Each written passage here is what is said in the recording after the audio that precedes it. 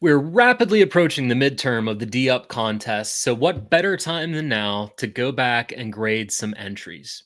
We'll be taking a look at 8 rosters, noting the players, picks, and strategies that we like, and some things that we see have some room for improvement in order to help you get ready for the second half of the biggest IDP best ball contest ever created. Welcome to a D Up edition of IDP Drafts.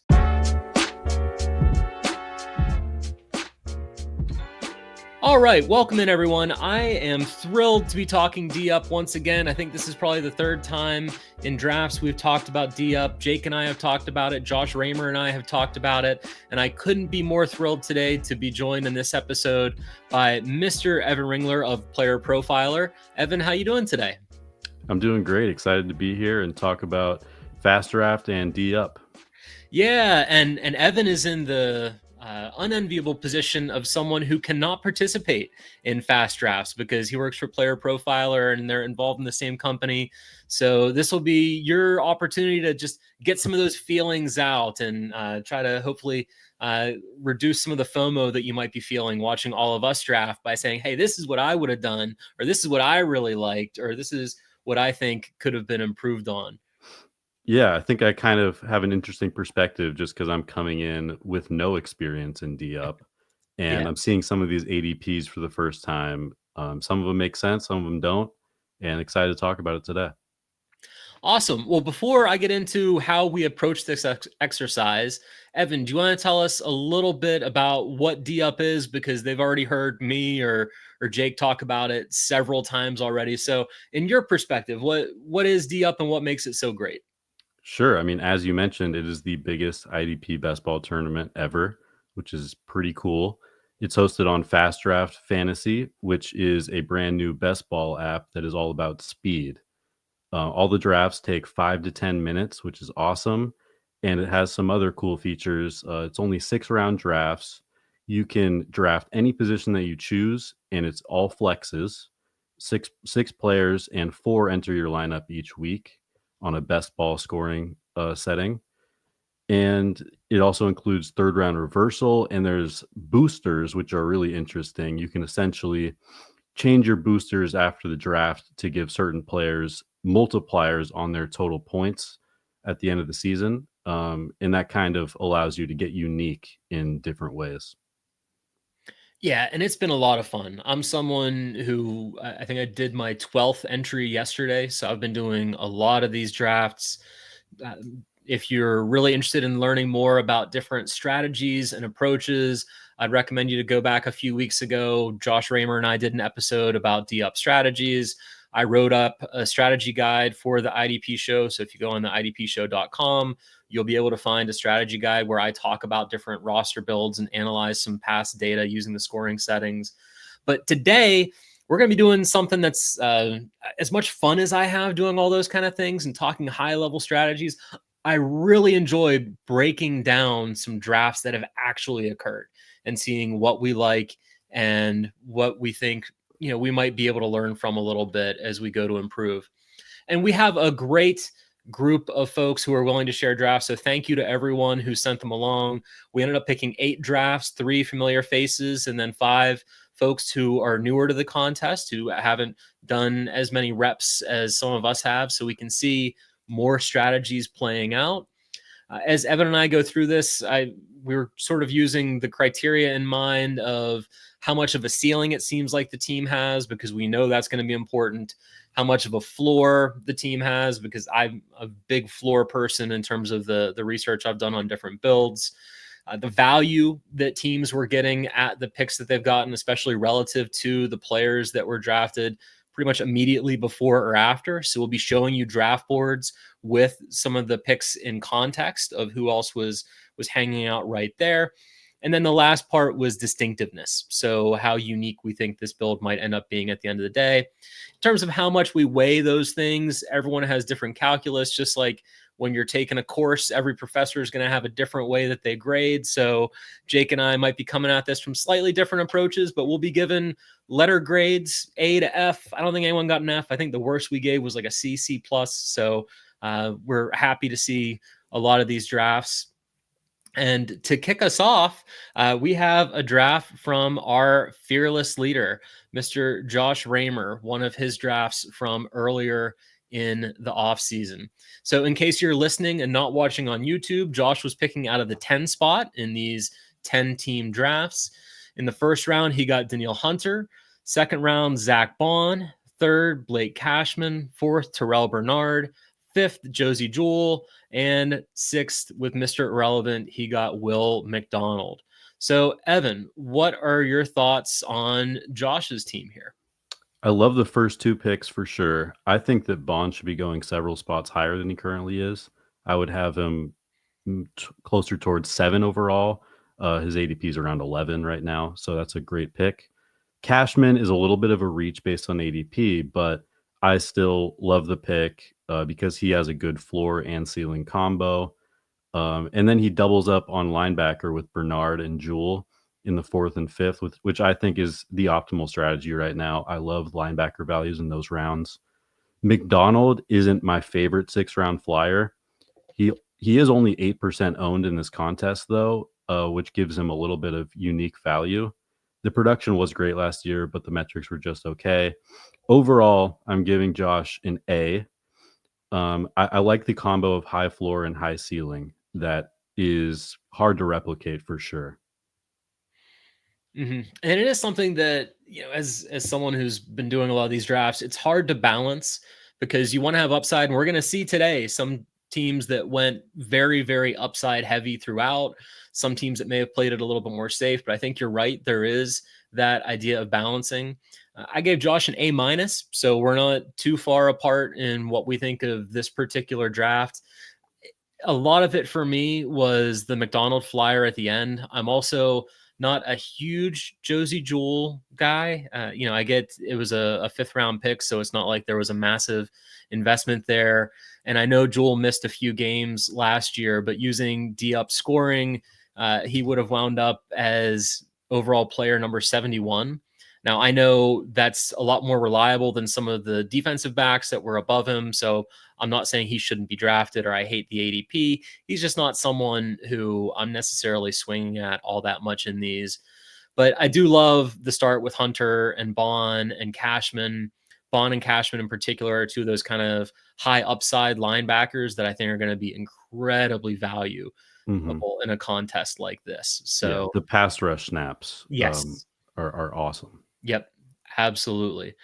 All right, so I think Josh's GPA is pretty good there between an A and an A minus. I think he should be pretty satisfied with that. All right, so our next draft board was submitted by my typical co-host in IDP drafts, and that is Mr. Jake Colhagen.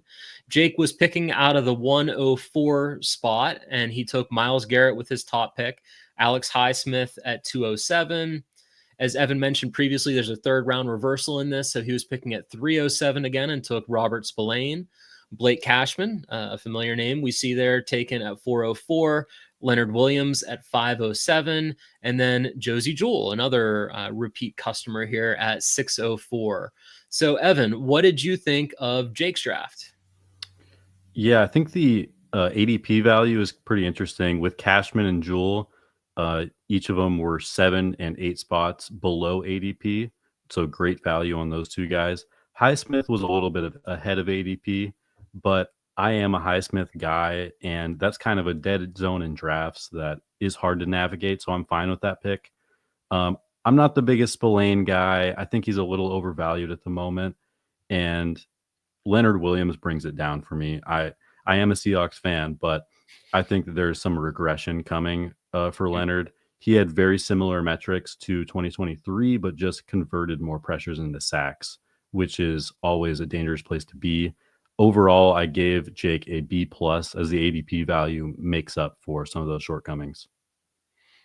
I landed on B plus as well, mostly because I love the Garrett Highsmith start Hmm. and Cashman in the fourth. Usually he ends up going in the third. I've even seen him in the late second in some of the drafts I've been in. So I like half the picks, and I think that is a strong enough core to be able to push you through. But like you, Spillane in a new situation, especially when you have someone like Ernest Jones who went right after. I probably would have taken Jones over Spillane there. Maybe Mhm. a personal preference thing, but I feel like you know a little bit more of what you're getting from Jones than Spillane, at least this year. We mentioned I have some mixed feelings about Josie Jewell, but I agree with you on Leonard Williams. I'm a huge defensive tackle fan, but he is someone who is primed for regression. I think that Yeah. regression will still end up being a pretty viable fantasy asset. Mhm. But with something like D up, where we're only talking about the 60 best players, I don't know that that's necessarily the direction I want to go as a way to make my roster distinct, unless it's maybe the last pick in the draft. Yeah. If Williams was there a round later, which I believe we'll see in a build later on, then it would be a little bit different of a story for me. But just passing up on too much value, taking Williams there in the fifth. Yeah, one thing I have noticed digging into this ADP is that D tackles are a little overvalued in general. Mhm. In this format, I am willing to take a swing sometimes, but not in the fifth round like this. I would have gone probably linebacker in the fifth, and then either edge or D tackle in the sixth. It just gives you a little more floor ceiling combo. Mhm.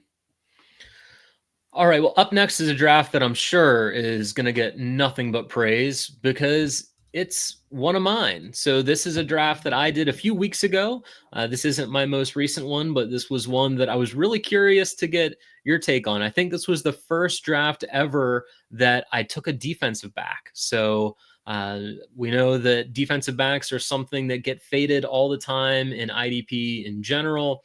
We've talked in a past episode about how there might actually be some value to extract from DBs if you can figure out which ones are going to hit, given how well they would have scored in a contest last year using these settings. But how many pluses do you add on to the A in your grade for my draft? I am going with an A, but 0 pluses on top of it. Which so that's a very good grade for you. The TJ Edwards pick, I don't hate it. It's just kind of that dead area in drafts that I mentioned earlier where it always kind of feels like you're reaching on somebody. Um, you know, his projection probably isn't that different than the linebackers you can get a round or two later, but at the same time, like he's a top 12 linebacker, so you can't complain about it.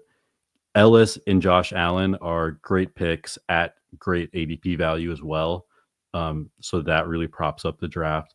Derwin, I like the swing. I definitely like the swing there. And you got him behind ADP. We haven't really seen Derwin hit that truly elite ceiling that we know he's capable of. It could be this year, though. We saw a big increase in pass rush snaps last year. So that could lead to more upside. And then Levante in the sixth is just awesome. Great pick, great values all over the board. And just a couple nitpicks were the Edwards pick, maybe not my favorite, but very justifiable. And Derwin, we haven't seen the ceiling yet. Mhm. Yeah, it was, I'm someone who likes to have a little bit more of a floor than I even necessarily do in this draft. So I gave myself a B plus, but we're our own harshest critics.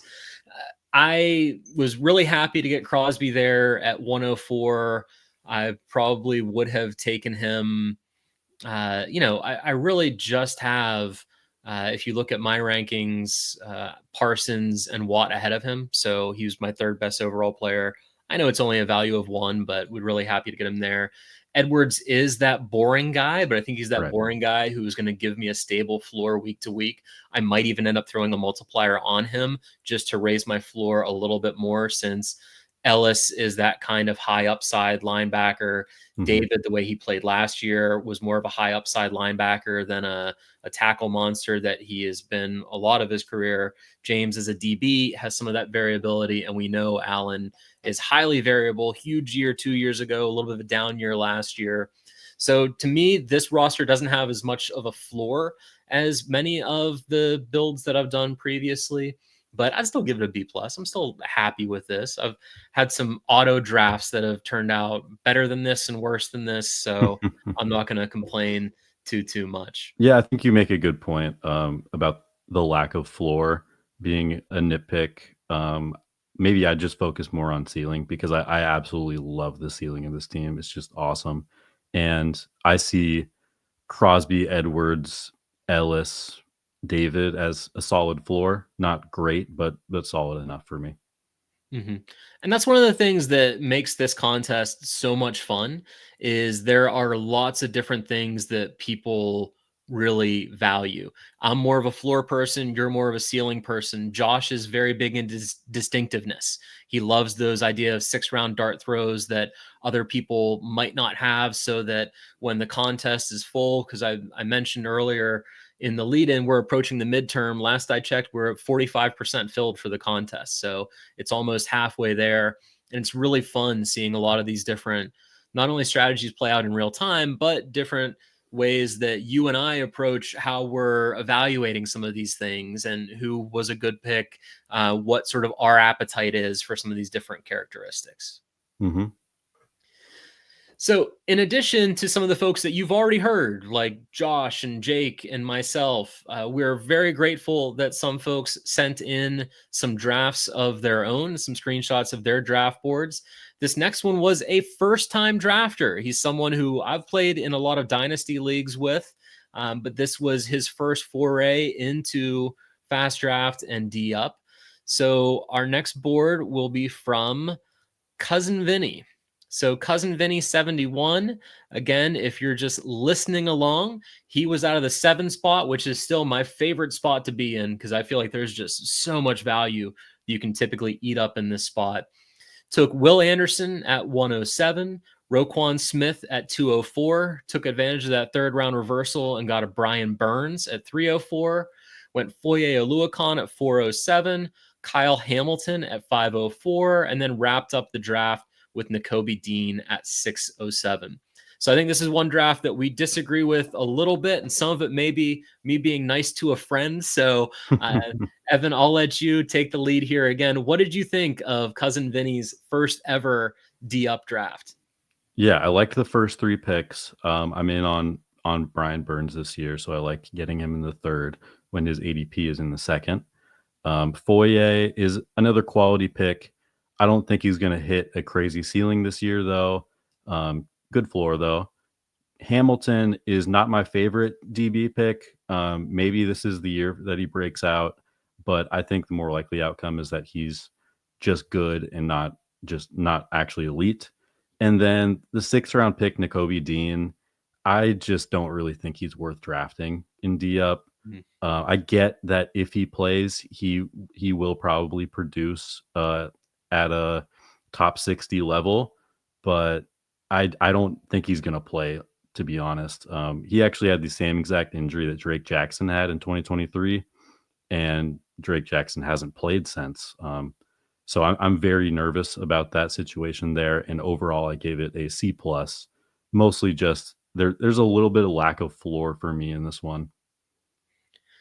Before the NFL draft, this probably would have been an A minus for me because, like you, no qualms about the top 3 picks. Right. I really like the idea of having Roquan Smith and his floor, even if he's not, Hmm. prime Roquan of 2 years ago, he's still someone who you can count on to be one of your 4 scorers in almost every single week. Yeah. Will Anderson, huge upside swing. Burns, huge upside swing.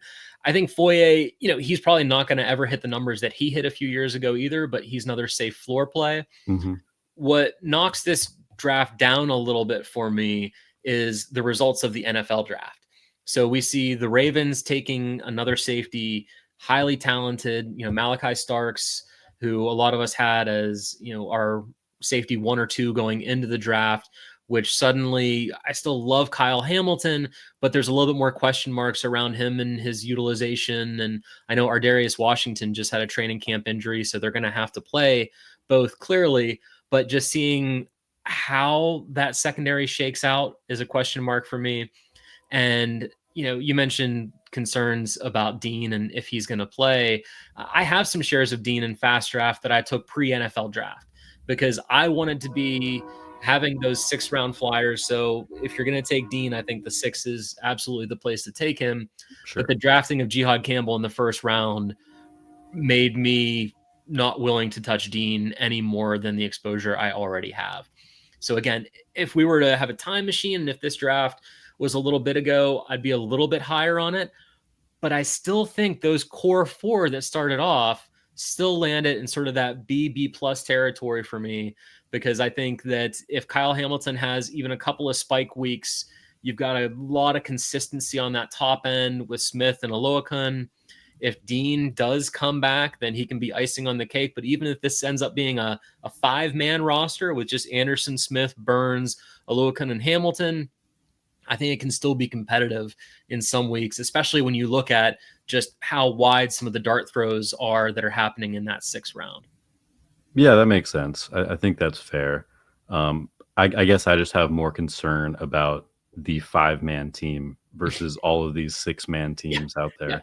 Don't get me wrong. I would much prefer to have 6, but I think I would not be surprised if, well, it's going to be hard to quantify exactly how many games were missed due to injury and everything like that across all the build. But that's why you're a great data analytics guy. So maybe you can give us this answer later in the season. But I could see someone who took a swing and missed on a player who gets injured in training camp, or someone Mhm. like Overshown who may not end up playing at all, and they were a 6th round dart throw for someone like they were for me once when I was being really spicy, or Nakobe Dean here in the 6th. It'll be interesting to see how much those significant preseason injuries end up playing a role in a team's overall success compared to Yeah. just sort of the luck and trying to dodge in-season injuries that you have naturally as part of any kind of fantasy football. Sure. Yeah. And if you are drafting like the maximum 33 teams, I believe it is, then you can afford to sneak in one N'Kobe Dean, one Overshown. Mm-hmm. Any more than that, I think you're playing a dangerous game, though. Mm-hmm. Mm-hmm. Well, I am playing a dangerous game, so I think I have 4 Deans, but again, all pre-draft and Yeah. no more for me. But good to have a share of him. Like you said, he's one of those guys where if he hits, you're going to be really really glad that you took that risk. All right, our next draft was submitted by Sam Cosby. So this is Sam's draft, and I'll read it off for those of you listening along. He was drafting out of the 6th spot and was able to get Nick Bosa at 106, Andrew Van Ginkel at 205, Jonathan Greenard at 305, Levante David at 406, Jordan Brooks at 505, and then the ageless Bobby Wagner at 606. Between David and Wagner, I think he can get an ARP card for this team, but that doesn't mean it's not a good build. So, how did you grade Sam's team here? Yeah, it's kind of an interesting draft. I love all of the players that he got, but I don't necessarily love how he got them and how they fit together. For one, doubling up on the Vikings edge rushers isn't my favorite. I think it limits your potential ceiling, and the odds of both smashing are very small. They were both good last year, good to great, but to truly hit that elite ceiling, it's kind of rare that 2 on the same team are going to do that 2 years in a row. Mm-hmm. Levante, he took 13 spots ahead of ADP, so I don't love that. Overall, I gave him a B plus because I do like all of the players on this team quite a bit. But it is a relatively easy team to recreate, and the 2 Minnesota edge rushers isn't my favorite. Mm-hmm. I went B minus for a lot of those same reasons. I was just more spooked by the idea of having AVG and Greenard on the same team. It's Mhm. not that I have anything against either of them, but I'm drafting Greenard a lot more heavily than Van Ginkel this year, in part because they're gonna have to see what they have in. I almost said Hunter. Um, Dallas Turner. Dallas Turner. It says, Yeah. I think, same number of letters in the last name is what was throwing me off. But they're going to have to see sooner or later. I know Van Ginkel played out of his mind last year and was a huge darling. But just like some defensive tackles can have regression, that's not just the DT phenomenon. So I think Van Ginkel is someone who might have some regression. I would rather have gone a little bit safer there and taken like a TJ Edwards, who I have in some of my builds, and then taken some of the edge or DB upside swings later on, since you've checked that safe box. So having 2 on the same team and having Van Ginkel in particular that early, and I know it's around his ADP, so it wasn't a Yeah. reach for him. With David, it was a reach. He's often a 6th round guy that you can scoop up there, kind of like Bobby Wagner. Their ADPs were pretty similar last time I checked. So This one was a B minus for me. It's not because I don't like the players. I love Nick Bosa, Right. David, and Brooks and Wagner are all good players. It is that idea that that the bye week is going to get you at least for the Vikings bye, and you don't know how that rotation might evolve as the season goes on if they do want to see what they have in Dallas Turner. Yeah, yeah, and they also added two expensive interior guys this offseason in Jonathan Allen and Javon Hargrave, which could theoretically steal some sacks here and there from those edge rushers. Yeah, that's a scary front four, man. It I've is. been a huge fan of both of them for a It's going to be very so much long fun to time. watch. And if Hargrave is healthy now, and Allen has always been a beast, Yeah. I'm glad that I don't root for a team in the NFC North because thoughts and prayers. Oh, I guess they upgraded Caleb Williams' offensive line because if he would have been going against that group last year, I don't know that he'd still be in the league. So, but yeah, a lot of things to like in this draft. Some Hmm. things that we see could go a little bit differently. The next draft that we have comes from Nico as Sneeko27. And this was another draft that took place recently. We're going to be seeing, we see me in this draft. So we can see the draft that we evaluated earlier of mine. So this was in that same draft room. But Nico was picking out of the 2 slot, so he was able to get Aiden Hutchinson, Brian Burns, Alex Singleton, Kyle Hamilton, Alex Anzalone, and Jonathan Cooper to round out his squad. Evan, impressions here? First two picks I like. Hutchinson and Burns, great start. No notes. Singleton and Hamilton were both taken significantly above ADP. 8 spots for Singleton and 10 spots for Kyle Hamilton. And that is not ideal. I like both players, but you just shouldn't be taking them at this spot. Mhm. Anzalone, this is after ADP, but I still don't really love it. I think Jack Campbell is the guy that you want in Detroit. And then Jonathan Cooper, I think, is an interesting dart throw. He's only 2% owned in the contest. I'm not a huge Cooper guy, but when he's only 2% owned and we saw his upside last year, I don't mind it at all. I actually kind of love it, even though I'm not a Jonathan Cooper guy. Overall, I gave it a C because of the reaches, and it's just a very easy team to replicate. Like, people are going to have this team, but a better version of it. Mhm. This team was a C for me as well. I think Hutchinson is great. I'm even okay pairing up a Detroit linebacker with a Detroit edge rusher, Yeah, I don't mind that. even though it's going to hurt you a little bit that one bye week, but it's going to help you all the other weeks. So I'm not really calculating buys too much. I might do that more in terms of my booster allocation, making sure I don't have my boosters too tied up in a single week where I'm going to lose out on some of them. But for me, it was the fact that this team has virtually no floor. Hutchinson coming back from injury. I Yeah. heard he is a full go as of today, so that's great. And he is a very high ceiling play, but he's not a tackle monster. Brian Burns, same thing. Singleton Mhm. also coming back from injury. Questions there in terms of Denver. I know they brought in Dre Greenlaw, who I believe already has a little bit of a ding and conflicting reports on how serious that is. So you wonder how much they bring in Greenlaw as Singleton insurance, depending on how he's recovering from his injury. I still like him, still drafting him in places. Hamilton, we already talked about, has some new post draft question marks. Anzalone, not my preferred linebacker there either. I do like the Jonathan Cooper pick. I've got a lot of Nick Bonito. I have no Jonathan Mhm. Cooper. And I think I am going to start doing some of my builds where instead of taking Bonito in the 4th, I'll go linebacker or a DB in the 4th and come back and get Cooper in the 6th. But to me, this is one of those teams where it's going to have a lot of huge weeks and a lot of weeks where it is just really, really struggling to meet the median there. Yeah, I think that's a great point about the floor.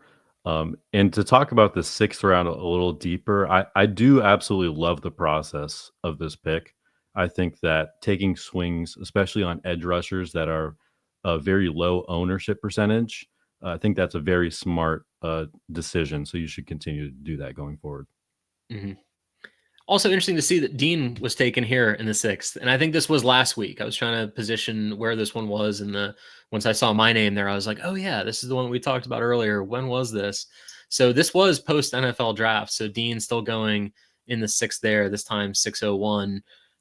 Again, having him one places or two may be good, especially for taking him in the 6th, is definitely better than me taking him in the 4th or 5th, like I did very early in the off season. So, not trying to throw stones. I've done some things too, and I think you're getting better value here.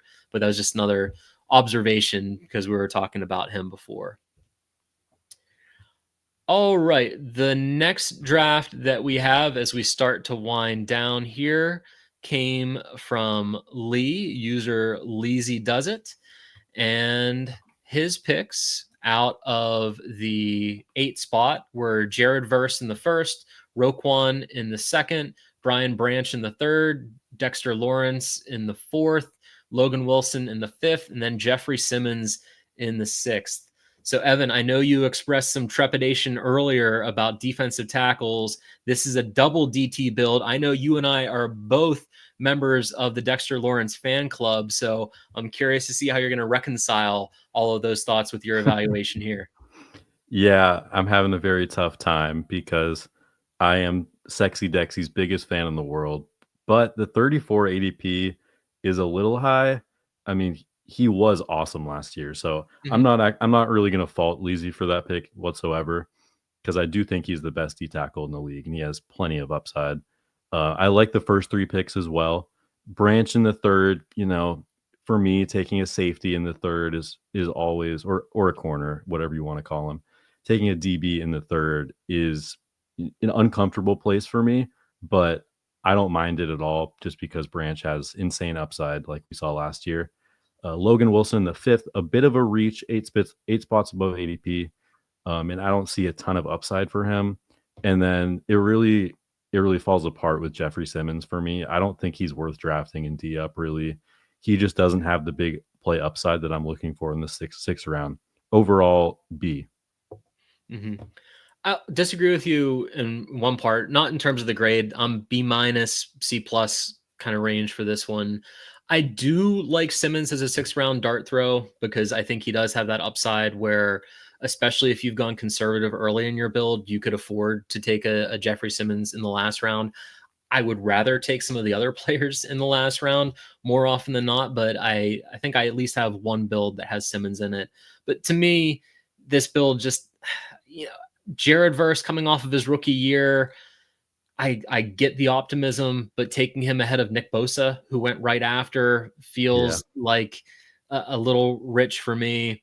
Love Roquan, especially ahead of Van Ginkel and Cooper in the 2nd. Branch, this is one of the earliest I've seen Branch go in one of these drafts. So you can probably wait another round, or you can even wait 2 rounds or 3 rounds and still walk away with a Derwin James or an Antoine Winfield, whose Mhm. ADP is in the 5th or even 6th right now. So Branch felt like a bit of a reach. If you're the president of the Sexy Dexy fan club, I am applying to be treasurer because he's someone who, back when I was doing my DT streaming articles when I got started in all this, was someone who I kept shouting out because his PFF numbers were Right. so good. And he's like Ayla McNeil, except he's actually put it together. And Ayla Mhm. McNeil just keeps burning me every year when I'm like, this is going to be the year. Look at those numbers. So But I'll this do is it. the year. Yeah. Oh, yeah. No, this one definitely is. Yeah. So that's settled. I do love Logan Wilson, not just as a Bengals fan, but to me, he is another one of those high upside linebackers because he has interceptions. Really, his upside comes more from picks and PDs than sacks necessarily. So it's a little bit more volatile of that upside. And again, he's coming off of an injury. But to me, I like this build. I could see it ending up really well. If Verse takes another step forward, then he was well worth this pick, if not something earlier. Branch was the overall 5th best player using D up scorings last year. So on the one hand, getting the 2024 5th best player in the format at pick 23 could be good, but again, there was a chance that he might have been there at 408. I've seen that in a couple of the drafts that I've been in. So just a little bit too rich for me. But again, I think a relatively solid squad.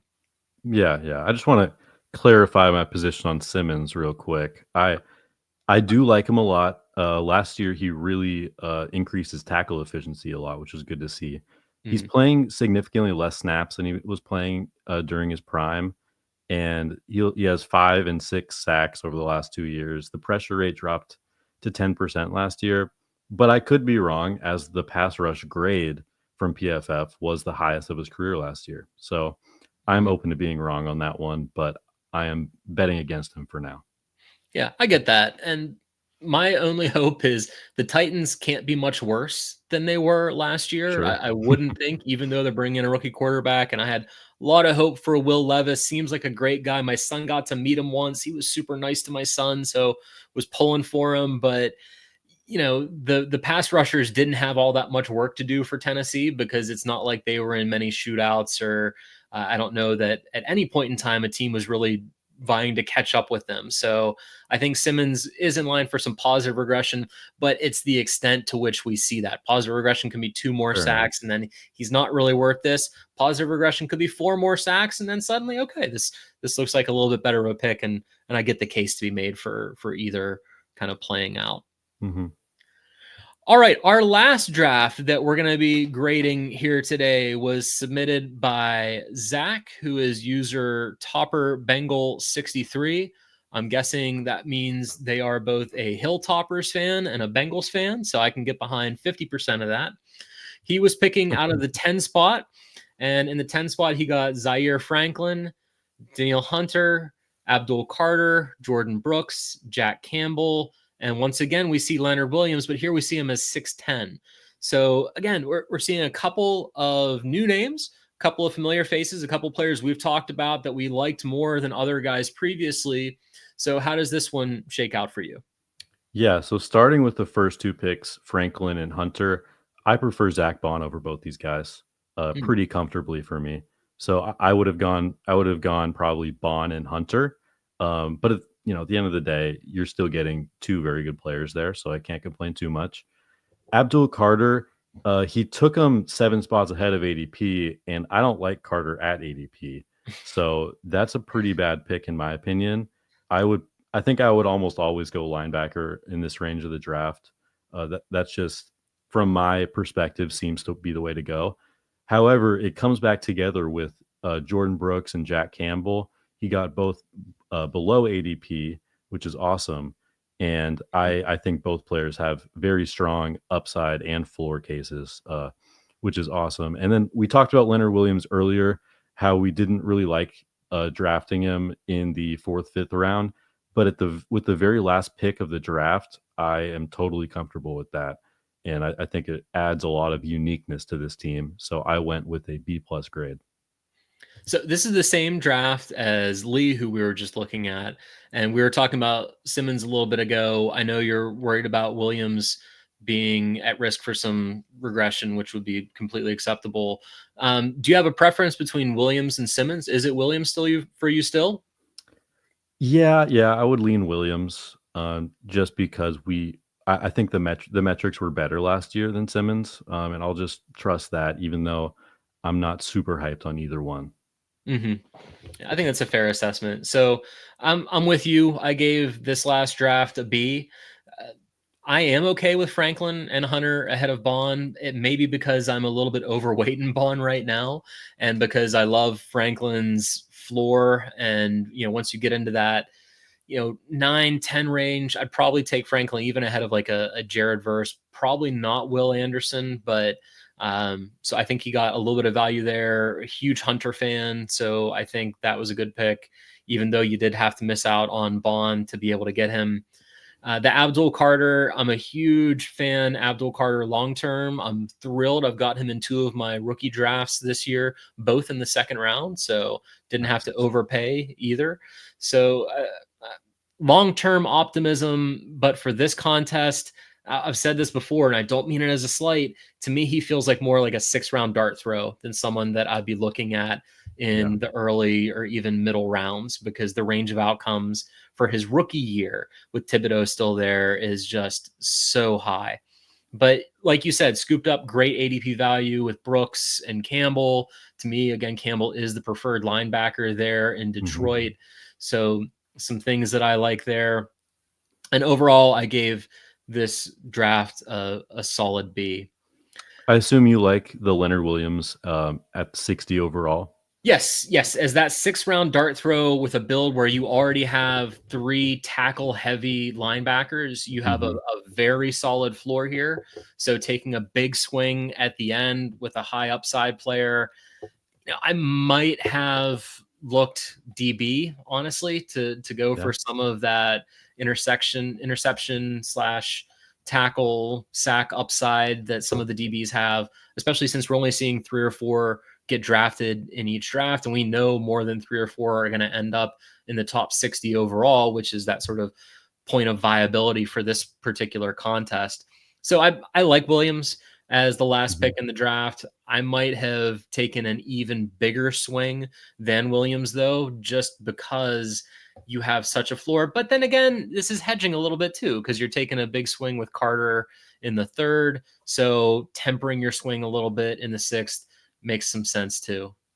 Yeah, yeah, I think that's a fair point. The 6th round, I think, is a very important part of the draft. I think you should try to diversify between these DBs with huge upside and these D linemen with huge upside for the most part. But there are also a couple linebackers. Just make sure that it's that your portfolio in the 6th round is diverse and all of these guys have upside.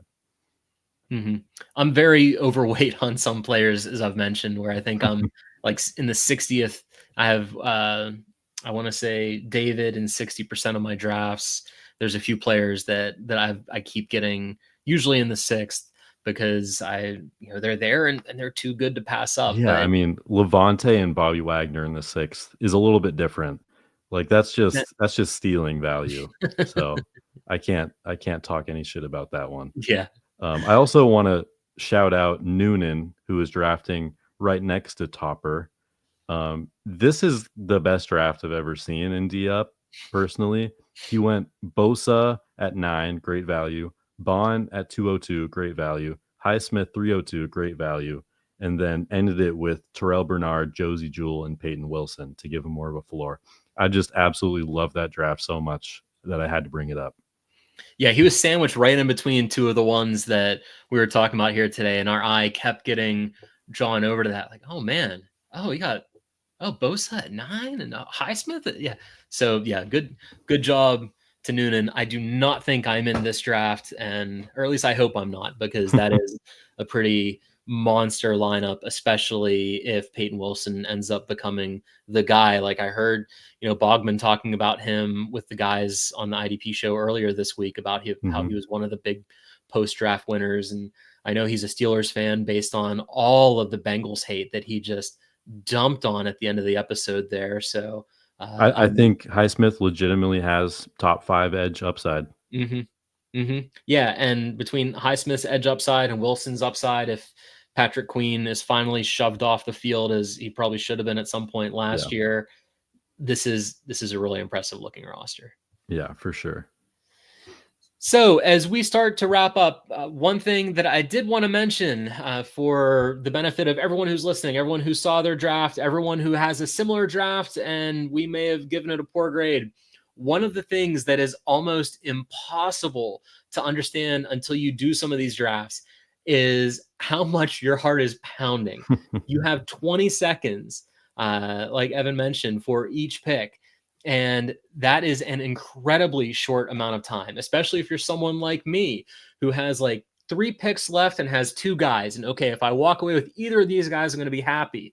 And then you see them both disappear off of your board. And no matter how good your pre draft rankings are, you always pivot a little bit based on what you've done Sure. to that point. So this is a ton of fun. I got a text from Vinny, whose draft we talked about earlier. His first reaction was, "Man, that was intense." And then I said, "Well, did you have fun?" He said, "Oh yeah, I had a blast." But this is a really unique and interesting and fun contest. I don't think there is a huge IDP learning curve in it too. As I've talked with some people about it, they're like, "Oh, I play in some IDP leagues, but I'm not really locked in." You just need to know the top 60, and to the extent that you are not locked into who the top 60 are, you're going to have one of those really distinctive builds that could end up winning the whole thing. So I Yeah. love how approachable and accessible this contest is, and I'm happy to be able to talk about this content with you, Evan, here. So thank you very much for joining us today. Yeah, thank you very much for having me. I had a great time. And one more bit of advice Mhm. to the drafters out there, I would recommend setting those pre-draft rankings in the app. It definitely helps a lot. Absolutely. I mentioned earlier that I have auto drafted a few of my teams, and it's just because one of the nice things about Fast Draft and all the drafts, but that I do in D up a lot, is you can enter a contest, and if you see it's still 6 teams away from filling, you can hit X and leave, and the money is right back like that. So there's no lag or anything. Hmm. So sometimes if I know I'm not going to be available, I'll remember to leave the draft. But on at least 2 occasions, I have not left the draft. And I'll tell you, thanks to my pre-draft rankings, I am happy with both of those teams. And looking at one is like, okay, I can nitpick. I would do this differently than that. But those pre-draft rankings are clutch not only for those moment-to-moment decisions, but if you just want to enter the draft and let the chips fall if you're not there, or you don't want that pressure cooker of the 20-second clock and you just want to have some good rankings ahead of time. But you're absolutely right. That is such a crucial thing to do. Yeah, yeah, and you don't have to auto draft on accident either. You can actually use our turbo mode feature That's where right. you just set your top 60 rankings and it auto drafts for you. Hmm. And that's pretty and that way is pretty cool as well. Hmm. All right. Well, thanks again for coming. Just a few quick housekeeping things. One, a reminder: please draft with us, whether it's with me. Sorry, but not Evan and D up drafts. I'm in there. You're gonna see me in most of them. Which ones I'm not in, you'll probably see Josh, or you probably notice Mike Wollert's handle in there a couple of times, and Adam's handle a few times. So you're gonna see some familiar faces and a lot of new folks. But the one thing that we also do is we like the larger format best ball drafts too. And I'm happy to announce the launch of Combined Best Ball 2 that will be going out via Sleeper. Again, that'll be another one of those drafts that's around 30 rounds, uses offense and IDP. So good practice for as you start to get into more redraft tournament season, or if you just like drafting and like offense and defense the way that it should be. So keep an eye out for that Combined Best Ball League 2 that will be filling via Sleeper. We'll be back in 2 weeks for our next episode, which will be our one and only episode of the season that is not best ball.